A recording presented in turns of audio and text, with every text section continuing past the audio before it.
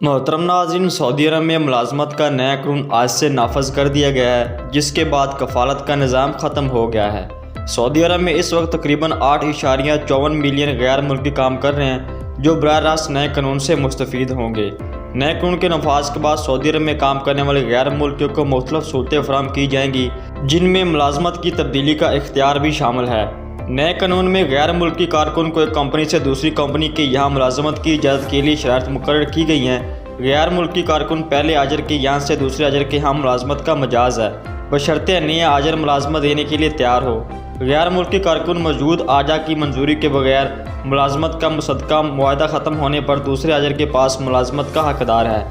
سعودی وزارت افرادی قوت لیبر مارکیٹ میں ہونے والی تبدیلی کو مد نظر رکھ کر نئے قوانین اور ضوابط تیار کر رہی ہے۔ محنت کشوں کے معاوضوں کا تحفظ ملازمت کے معاہدوں کی تصدیق اور پیشہ ورانہ صحت و سلامتی کا فروغ کا حصہ ہے۔ یہ لیبر مارکیٹ کو جدید بنانے کی طرف ایک اہم قدم ہے۔